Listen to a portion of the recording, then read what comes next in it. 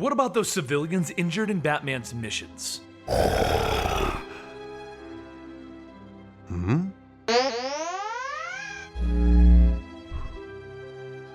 Welcome to the Complete Story Series, where I take trade paperbacks and single issues, and I break them down into digestible bites to help you understand. Then I read them dramatically back to you. All alterations of the panels, text, and images are to prevent copyright problems, and all art is owned by its respective companies. Now, this is the second major story arc in the Detective Comics run that has started up since Rebirth. The first major story arc had Batman building up a team to fight against the atrocities that were happening within Gotham, and in his battle, they lost Tim Drake, also known as Red Robin. But now it's time for them to do another mission, and this is the Victim Syndicate. Batwoman Kate Kane stands with Renee Montoya at the entrance of Wayne Enterprises looking up at the words "No More" painted across the sign. Kate asks what the hell happened here, and Renee tells her that is the question, isn't it? Renee begins to go over the report stating that Lucius Fox entered the lobby at 8:17. As he made his way towards the elevators, the doors opened up and a group of individuals stepped out. One of the men stepped forward and the entire room went silent. What happened next was something that Lucius can only describe, as the officers were all dying from what seemed to be 100 different poisons all at once. But at the end of it all, the man leading the group walked over to the counter and said that he would like to file an official complaint. As Kate begins to examine the scene, Renee also adds that nothing was stolen. The only people that got hurt were those cops, so it seems to be a bit extreme to just deliver a message. Kate stands up and asks, "Why did you call her and not him?"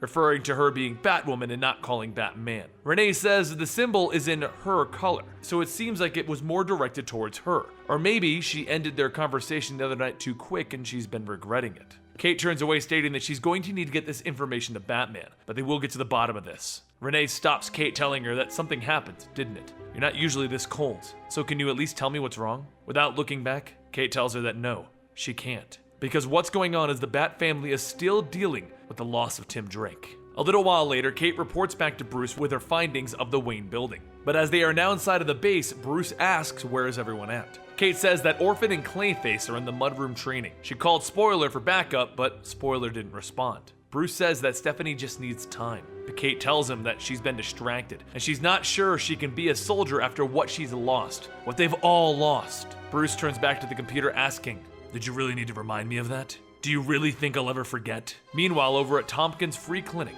Spoiler, aka Stephanie, talks with Harper Row about how if it wasn't for them, most of the people here wouldn't even be in this clinic. So, are they really doing anything good?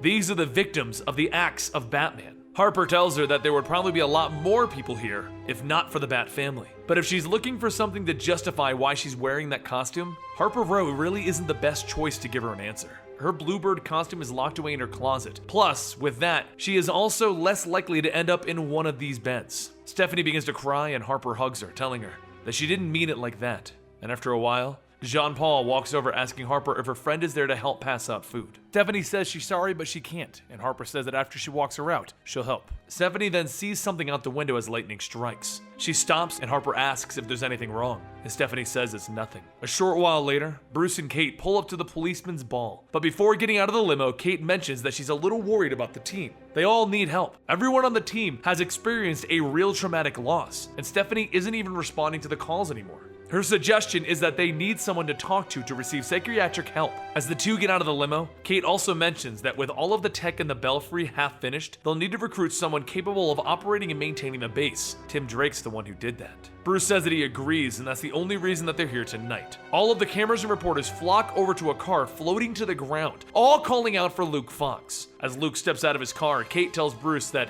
he's gotta be joking. Everyone heads back inside, and Bruce tells Luke that they need to talk. Luke asks if they need to talk to him or the shiny suit, and Bruce tells him both. But before they can, Kate pulls Bruce aside and tells him that this guy may be smart, but he was a celebrity before he became a superhero. What has he really faced that would have her trust him? Bruce tries to tell her that Batwing has done some great work, and then an explosion goes off. From the rubble, the group of people who attacked Wayne Enterprises steps out, and the man leading them says he has a message for Batman. He destroyed all of their lives. They are the Victim Syndicate, and they are here to return the favor. Crowds of people begin running, and Batman tells Kate and Luke that they need to suit up. Across the room, Renee runs in with her guns drawn, telling the man in red that he needs to put his hands into the air before somebody gets hurt. The man tells her not to worry. I'm not here for you. Not today, at least. The sound of smoke grenades begin to go off, and the man says, there he is! Don't be shy! Batman! We've only come to talk! As Kate, Stephanie, and Cass all get back into position, one of the women in the group mentions that they are all here as he suspected. The man in red then calls out to Batman, asking for him to come and say, hello! From the smoke, Batman walks out and says, hello, and he punches him. However, the punch is stopped by a force field, and the man says that he has spent years making a suit designed to finally keep him safe, but he had better tell everyone else to pull back. Batman gives the order and then asks, who are you?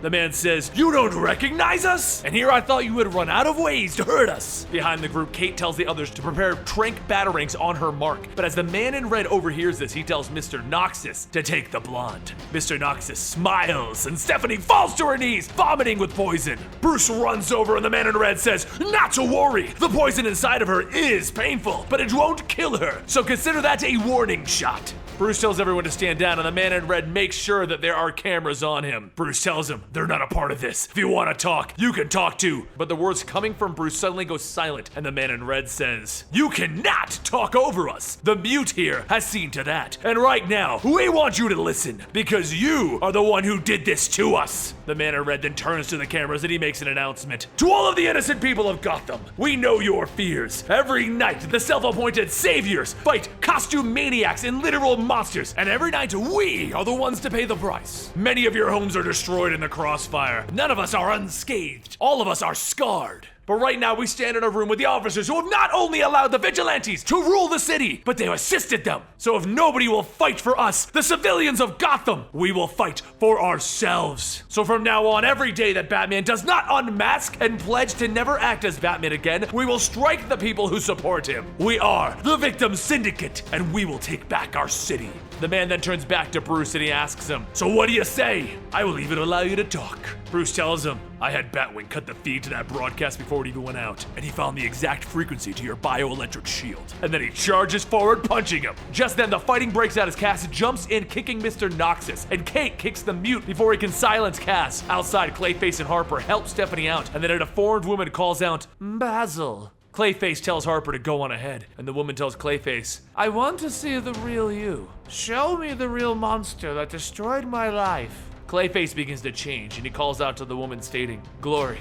She stops him stating, that's not my name anymore. You can call me Mudface now. Back inside, Bruce grabs the man in red and he asks, who are you? And he says, I was the first innocent whose life was ruined. The first victim of hundreds. But before Bruce can do anything, the other woman in the room jumps on Bruce's back, injecting him with toxin. She tells him that it's a paralytic. And then Luke blasts her away, shouting for her to get away. Through his struggled speech, Bruce mutters, I can't move. And Luke says, I got this. Luke then tells everyone that it's over. They're now surrounded, but the man in red walks over to Bruce telling him, everything that happens next is on you. Soon the room begins to fill with green smoke, and the woman says that it is an anti-fear toxin. She holds her gun up and she asks, what will happen if I fire this gun? But before anyone can do anything, the gun goes off. Later, in the Belfry, Kate mentions that Cass is with Harper, who took Stephanie over to Tompkins Free Clinic. They'll have guards up to keep watch. As Luke looks around, he says that this is a pretty fancy place, but right now they really need to chat. He then presses a button, having a round table appear before them, and everyone takes a seat. Kate begins going over all of the people that they came across at the ball. First, there's the Mute, also known as Virgil Myers. He used to own a joke store when he had an allergic reaction to one of Joker's laughing gases, which led to an extreme tracheotomy in order for him to survive. Next is Madame Crow, or Abigail O'Shea.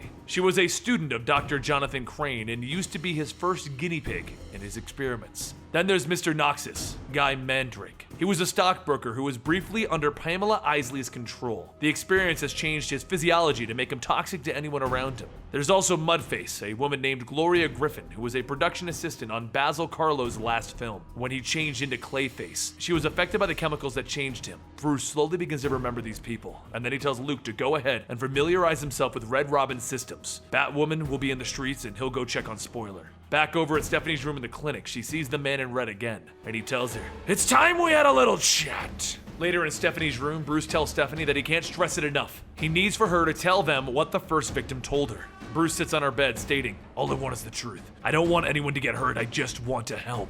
Stephanie snaps, stating, "Like how you helped the Victim Syndicate?" Bruce remains silent, and Stephanie tells him, "The first victim said that he was sorry. He didn't mean to hurt me. They wanted to make sure that I was okay." A short while later, Bruce heads to the rooftops to meet back up with Kate. He tells her that he wants everyone at the Belfry ready to strike at a moment's notice. As he leaves, Kate asks if there's anything else, and Bruce says to have the doctor come in for psych evaluations and bring Stephanie. She knows something. Later, everyone starts to gather at the tower, but as Stephanie arrives, she looks down to where Tim made his final stand. As she goes inside, Luke says that he went ahead and upgraded everyone's suit, all to combat one of the Victim Syndicate's abilities. As Stephanie looks at her new mask, she asks where's Batwoman. She said that they were to have a meeting, and Luke says, "Oh, with the Shrink. Dr. Tompkins is with Clayface right now." Stephanie stops and asks, "What do you mean the Shrink?" Stephanie then heads down the hall to see Cass is waiting outside of the evaluation room. Cass asks if she's hurt, and Stephanie says that she's okay. But moments later, Dr. Tompkins steps out asking if she's ready. Stephanie tells her not particularly. She tells Stephanie that they just need to give it the old college try.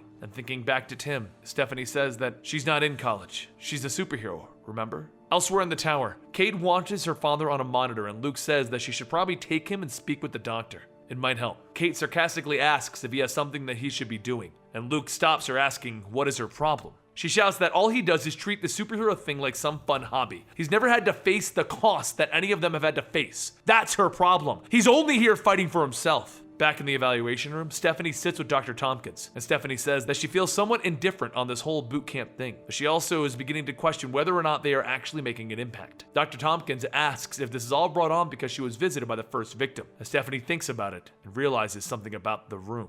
This isn't just an evaluation, it's an interrogation. Bruce calls out to Stephanie, she stops him, stating how she's sick of him pretending like he cares. He only cares when it's to cover his own ass from the things that he messed up. And for what? To be absolved for what happened to Tim? Stephanie then shouts, "Well, she doesn't. She doesn't absolve him. And you know what? The Victim Syndicate is right. He proves it every time he puts on that costume." Moments later, Luke runs in stating that there's been an attack on the Tompkins Center, and Bruce tells him to get everyone ready. He turns back to Stephanie and he tells her that she's going to be grounded for this mission. They'll talk when he gets back. But as everyone leaves, Stephanie walks over to Tim's computer and begins to run a program. As she walks in the next chamber, she says that she needs to talk. Is he here? A computer program of Tim appears and tells her, "Always." As Bruce reaches the clinic, he sees the words, "No more Batman," painted across the outside, and he tells everyone to take a floor. This is ending tonight. Batman crashes through the windows, telling Jean-Paul to pull back, they've done their job. And Bruce calls out to have the first victim show himself. From the shadows, the first victim steps out asking, "Are you ready to stop my destruction?" Bruce tells him, "I know you're hurting. I know you blame me, but I'm here now. We can make this better." The first victim charges in, knocking Bruce away, telling him, "There's only one way this is ever going to end, with blood on our hands." Back in the Belfry, Stephanie looks at the image of Tim and tells it that it's not real. The image says, "I know."